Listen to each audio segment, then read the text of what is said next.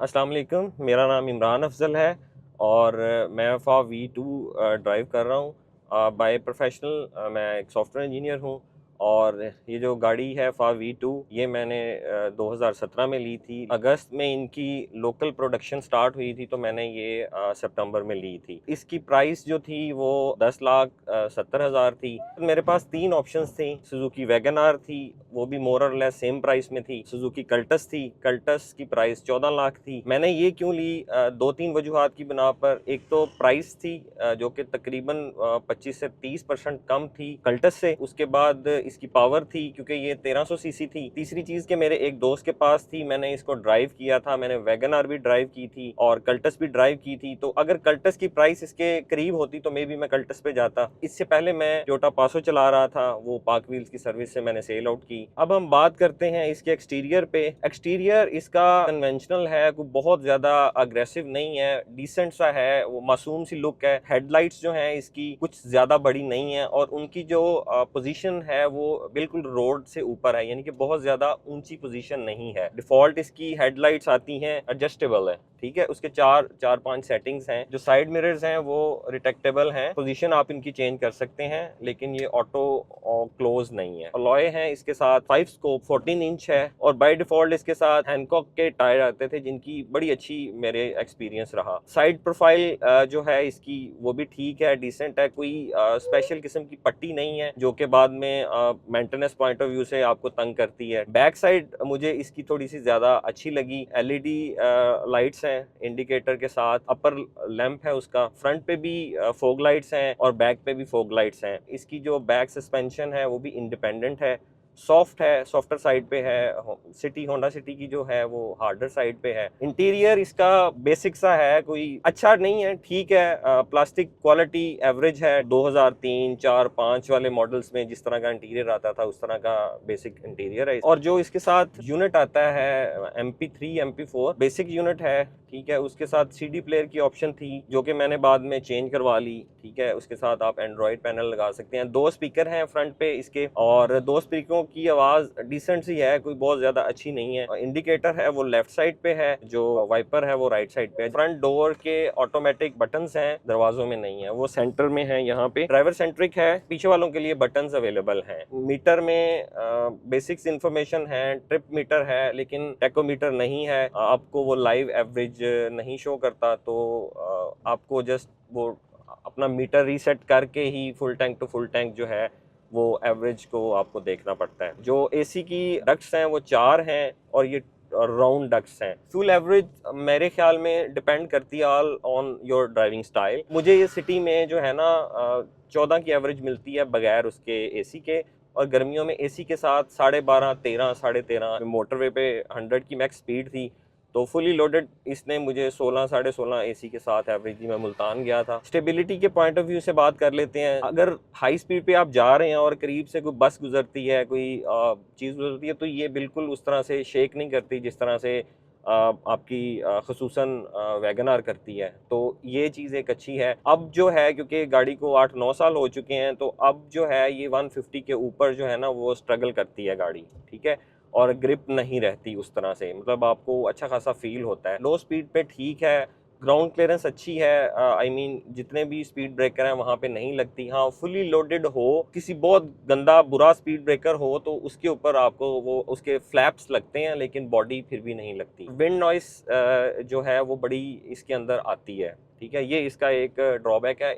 मैंने इसमें sound डेडनिंग sheets लगवाई थी, उससे कुछ 30% के करीब फर्क पड़ा था। सीटिंग कैपेसिटी की बात कर लेते हैं कि पीछे 3 लोग बैठ सकते हैं सिटी में, लेकिन लॉन्ग पे जो तीसरा है वो थोड़ा अनकंफर्टेबल होता है। और सेंटर में पिलर है जिसकी वजह से अगर वो स्टेट सरफेस होती तो वो ज्यादा अच्छा था। सिटी वगैरह से कंपेयर करें तो फ्रंट सीट इसकी उससे ज्यादा खुली है, और अगर मैं फ्रंट सीट बिल्कुल पीछे करूं तो ज्यादा कॉम्प्रोमाइज नहीं होती पीछे वाली पर्सन के लिए। हेडरूम भी ठीक है, मेरी हाइट 5'8" है और ये एंट्री एग्जिट भी इसका बेहतर है, ठीक है, उसमें कोई प्रॉब्लम नहीं फेस हुआ। स्टीयरिंग के नीचे स्पेस है, यहाँ पे कॉइन बॉक्स है और चार्जिंग पोर्ट वगैरह है। ट्रंक स्पेस इसकी अच्छी है, स्विफ्ट से भी अच्छी है और वैगन आर और कल्टस है उससे भी अच्छी है। तो ये एक मेरा consideration point at the time of buying ये भी था कि क्योंकि मेरे गांव के विज़िट्स भी होते हैं तो सामान वगैरह होता है, तो वो बड़ा अच्छे तरीके से आता है। और अगर ज़्यादा सामान अकोमोडेट करना है आपने, तो वो जो सेपरेटर है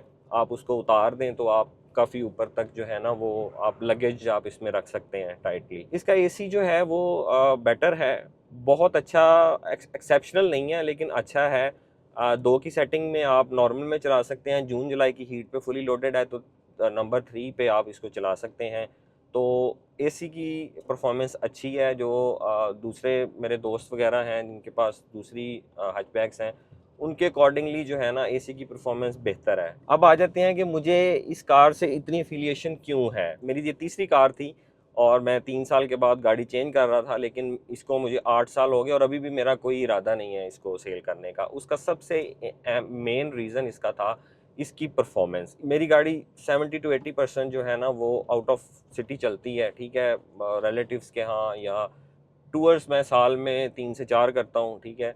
तो वहाँ पे जो इसकी परफॉर्मेंस है ना वो बहुत ज़बरदस्त है। फुली लोडेड 4 लोगों के साथ, लगेज के साथ। मैं यहाँ चाइना बॉर्डर तक गया हूँ, स्कर्दू गया हूँ, इसके ऊपर सिंध मैंने किया है सारा। इसकी जो परफॉर्मेंस है ना, खसूसन अगर आप लोगों ने विजिट किया हो चिलास से बाबूसर आते हुए, वहाँ से जो डेडली किस्म की चढ़ाइयाँ हैं ना, वहाँ पे मैंने और भी गाड़ियाँ ड्राइव की हैं, वहाँ पे उनकी परफॉर्मेंस थोड़ी सी डाउन होती है, लेकिन ये परफॉर्मेंस में नहीं है। 2-3 वजह हैं। एक तो पावर टू वेट रेशो इसकी अच्छी है, 1300 इंजन है, हचबैक है, छोटी गाड़ी है, वेट कम है।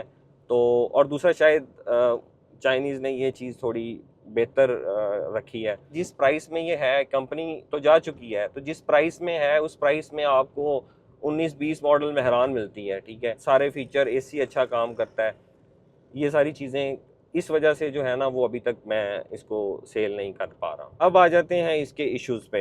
हर गाड़ी में इशू हैं, इसमें भी हैं, और कुछ ऐसे इश्यूज़ हैं जो कि अननोइंग हैं। अगर आप इशारे पे खड़े हैं, किसी का सिलेंसर आपके बिल्कुल बोनट के आसपास है, तो उस केस के अंदर जो है ना वो आपको अंदर स्मेल आएगी, इवन कि आपने अंदर सेटिंग भी इंटीरियर वाली की हुई है। दूसरी चीज़ जो थोड़ी सी रस्ट के इश्यूज़ हैं, स्पेशली डिग्गी की हिंजेस के ऊपर या बोनट की हिंजेस के ऊपर, वहाँ पे, और जो बिल्कुल नीचे साइड पट्टी होती है साइड वॉल के नीचे, पेंट के इतने इश्यूज नहीं हैं।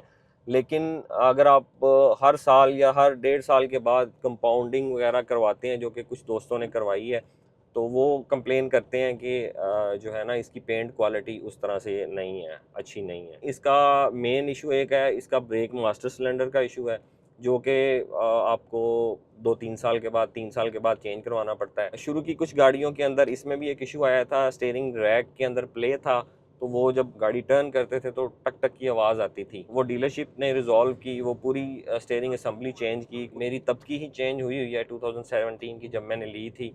उसके बाद चेंज करने की ज़रूरत नहीं है। ब्रेक मास्टर सिलेंडर मैं 2 दफ़ा चेंज करवा चुका हूँ, एक 3-4 साल पहले और एक अभी 1 साल हुआ है। मेंटेनेंस पे आ जाते हैं। कंपनी क्योंकि कुछ साल पहले जा चुकी है, अभी कोई डीलरशिप उस तरह से है नहीं है, तो पार्ट्स आपको खुद मेंटेन करने होते हैं। अगर आप इस तरह के पर्सन हैं कि आप कंपनी शोरूम पे जाके एसी के नीचे बैठ के चाह रहे हैं कि 1-2 घंटे में मेरी गाड़ी रेडी हो जाए, तो ऐसा कोई सीन नहीं है इसके केस में। हर जगह से पार्ट अवेलेबल नहीं है, लेकिन बड़े सिटी में बड़े आराम से पार्ट मिल जाते हैं। 2-3 इसके पार्ट्स हैं जो रैपिडली आप कह सकते हैं कि चेंज हो सकते हैं। 70% पार्ट इसके टोयोटा के डिफरेंट मॉडल के लगते हैं, पासो के लगते हैं, वेंजा के लगते हैं। पार्ट्स की प्राइस जो है वो एवरेज है, सारे चाइना के पार्ट्स ही हैं, उसमें A-B क्वालिटी अवेलेबल हैं। लाइट्स वगैरह अगर खुदा न खासा टूटती हैं तो वो 20-22 हज़ार की अवेलेबल हैं। जो इंजन ऑयल है वो रेगुलर है, मैं फुली सिंथेटिक यूज़ करता हूँ। दो टोटल 9530, और लिक्विमोली भी मैंने यूज़ किया। लिक्विमोली 10,000 मॉलिजन जो है उनका। तो अगर मैं लिक्विमोली और वो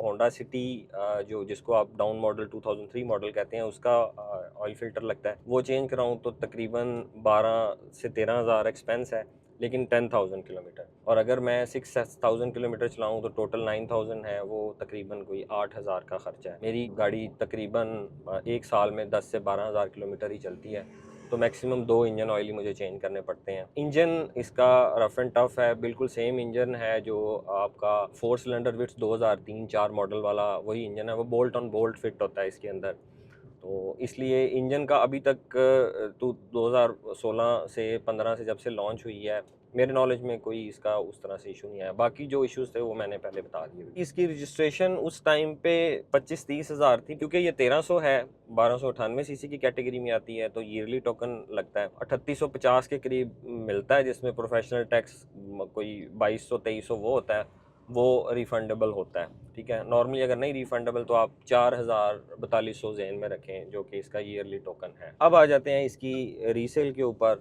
रीसेल, क्योंकि ये कंपनी जा चुकी है, मार्केट की उस तरह से गाड़ी नहीं है, तो इसकी रीसेल उस तरह से नहीं है, बिक जाती है, लेकिन इसकी एक प्राइस ब्रैकेट है।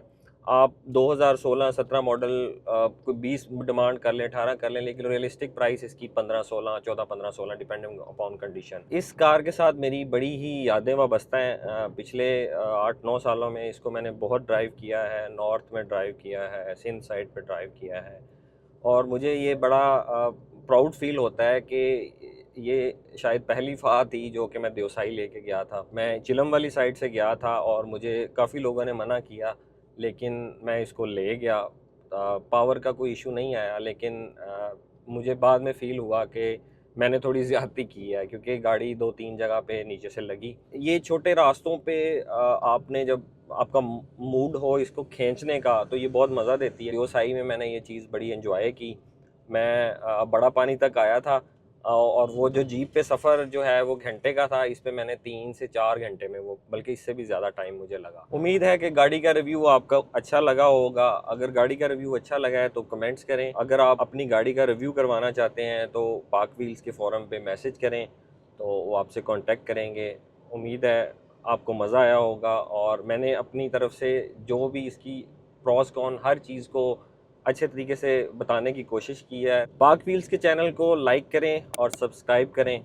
मेरी तरफ से अल्लाह हाफिज़।